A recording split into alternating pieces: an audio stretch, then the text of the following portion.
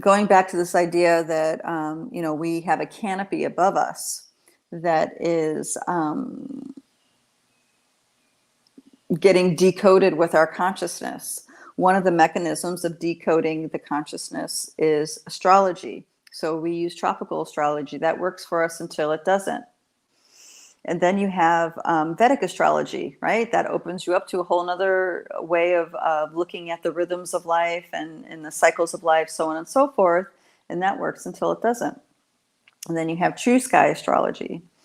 And I feel like the True Sky Astrology really shows, whether you understand it or not, whether I understand it or not, doesn't really matter. What it's showing us is how contrived those other systems are. Everything is set up perfectly to certain rhythms. For example, tropical astrology, using the 12 signs of the zodiac, it's set up for the 12-12 rhythm. But then you have, the true sky zodiac, which goes by 13. So now you have the 13-13 rhythm.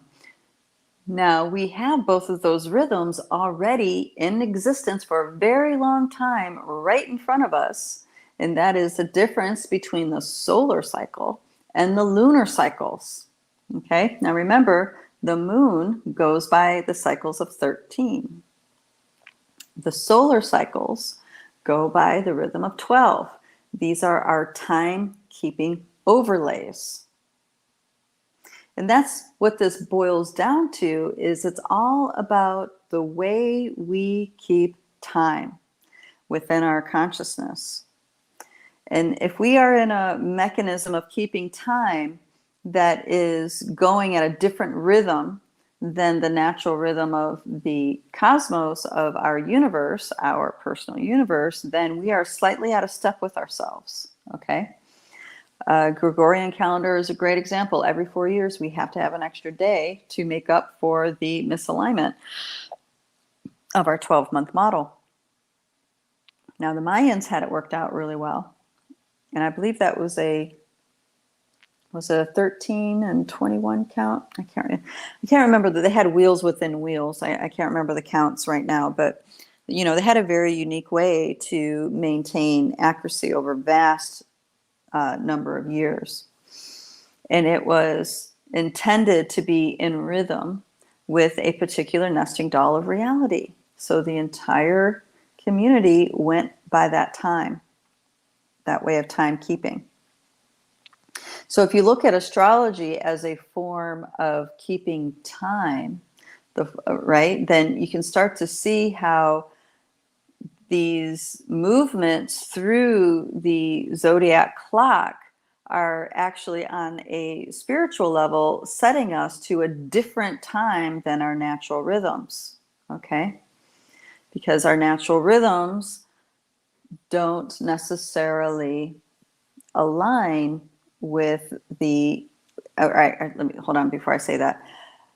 For those of us who have an expanded, becoming a more full spectrum human DNA dance, the tropical model of astrology is not the kind that we can feel the distortion within the timekeeping mechanism. Thank you. That's the better way of saying it. Okay. I don't know if you guys have ever seen the wee moon calendars. This is a calendar that uses lunar timekeeping, but has the months and days of the Gregorian calendar. And their new year begins on the equinox, the spring equinox.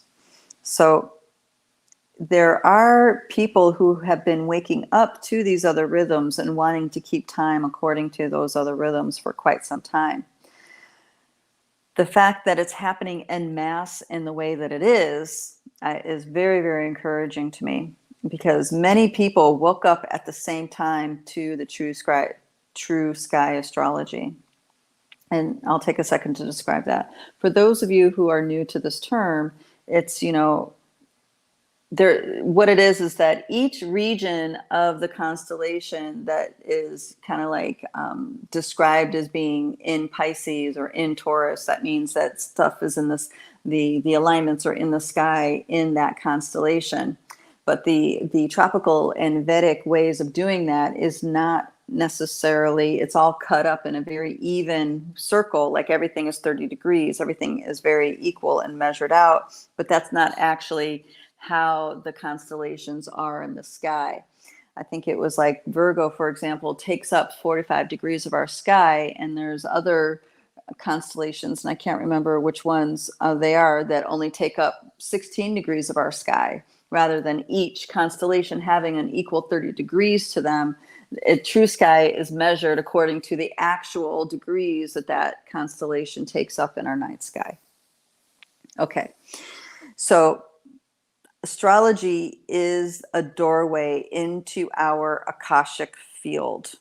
Okay, so the tropical astrology and the distortions that we're seeing in that, because we're slightly off step to ourselves, you know, we are accessing our Akashic field in a slightly skewed way. So you can see how this would impact you. Many people access their Akasha in different ways. Astrology is one of many ways to access the Akashic field. So I feel like bringing True Sky in on a collective level is going to clear up a lot that which obfuscates people's access to their own Akashic records, to their own soul memories, to even accessing more clearer or more cleanly what we perceive to be as past lives, you know, and past spiritual connections with different angelic realms, with different timelines, parallel realities, all this stuff. It's like it feels like the distortion in the DNA dance that robbed us of maintaining our memories from lifetime to lifetime to lifetime. We see the true here and now expression of that in the distortion of the astrology, right? In the distortion of the archetypes, in the, you know, all these different layers of distortions.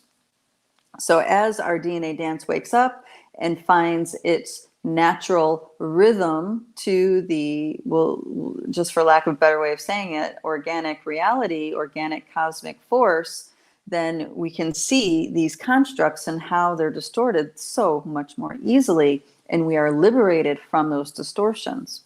We do not, because it's so obvious, we just skip right over that part and go into